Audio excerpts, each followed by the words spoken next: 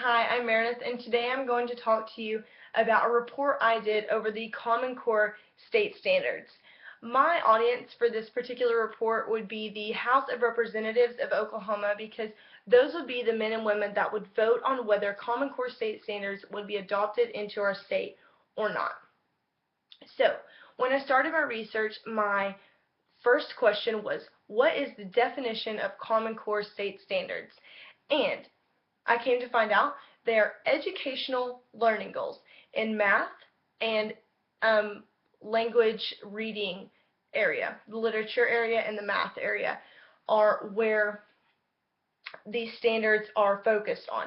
They're just guidelines for teachers and standards and goals that students are required to reach in order to go on to the next grade level. There's steps throughout a semester, steps throughout a year that students need to meet. They need to meet all of these learning goals in order to move on to the next grade level. My next question was, who made Common Core? Who developed it? I came to find out that it was a committee of people, of teachers and parents and upper level administration of schools, and that came together and developed this plan. To my surprise, of all of the people on the committee, there were only 2 people with a PhD. Only 2 people with a PhD are developing learning standards and learning goals, educational standards that need to be implemented on all of the states, all over the nation. So I have an issue with that, and a lot of people have an issue with that, because if it's something that I need to learn, and it's something that maybe I need to teach, I want the people with the highest education level to be developing those standards. It's hard for me to know that parents and administration created these standards that teachers now need to implement on children. I want people with PhDs, a group of people with PhDs, all the brain power that I can get to develop the best plan possible. So, where I went next with my research was, where has Common Core been adopted? Where's it at? What states have it? What states don't? What places love it? What places may have issues with it? 43 states, the District of Columbia, 4 territories, and the Department of Defense Education have adopted Common Core state standards, whether it be a partial adoption or a full adoption. I'll explain partial adoption. Partial adoption is when you agree with some parts of the Common Core state standards and you adopt those parts, but maybe you have some issues with some of the stuff, so you don't adopt those parts. You may not get all the benefits that you would get as if you adopted fully, but it will be your choice to only partially adopt. The main year for the adoption of Common Core state standards into your state was in 2010 or 2011, and in this particular year there is a waiver. There's always a waiver, yearly waiver. It's called No Child Left Behind. It's a government waiver that is given to schools. And in order to receive the No Child Left Behind waiver, you had to adopt Common Core state standards. So, if you wanted the waiver, you have to have the standards. So, of course, schools from around the nations were like, we have to have the waiver, we'll try out the standards, whether it be partial or fully. So, some states got them, some states held off, a few held off, obviously only 43 states, but when they implemented, there was a lot of tension with students.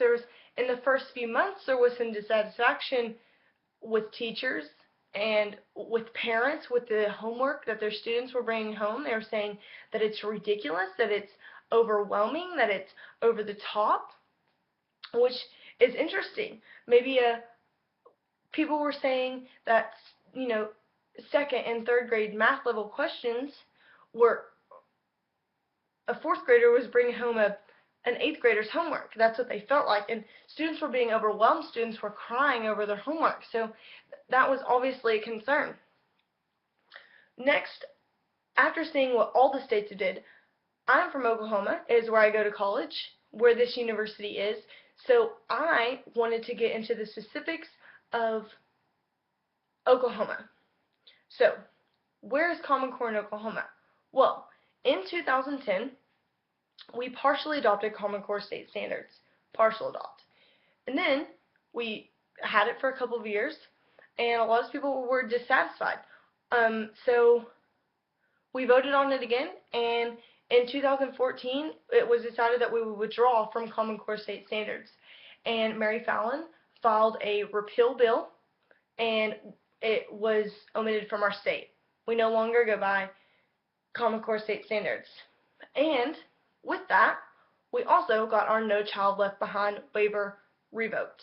We no longer get the waiver because we didn't want these standards that were just not good for our state. So the government takes away our waiver, which is kind of concerning. So then, since we gave Common Core a chance, we didn't like it. We essentially gave it back. So now what do we go by?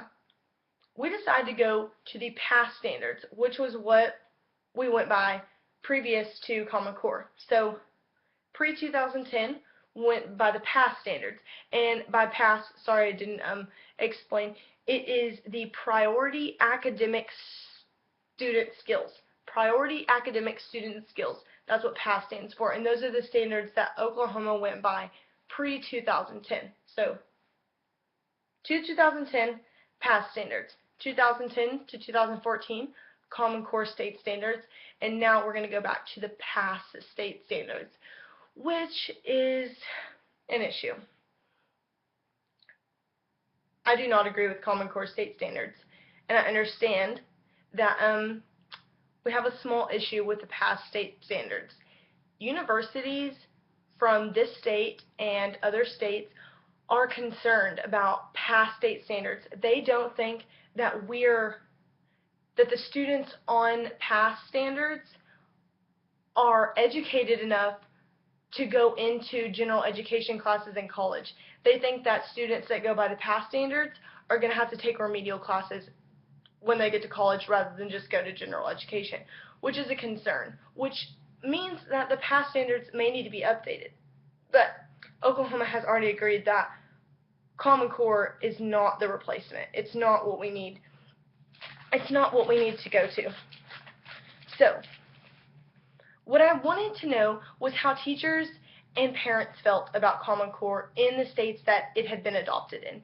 And according to Fox News in 2011, there was a widespread dissatisfaction within the first months of implementation.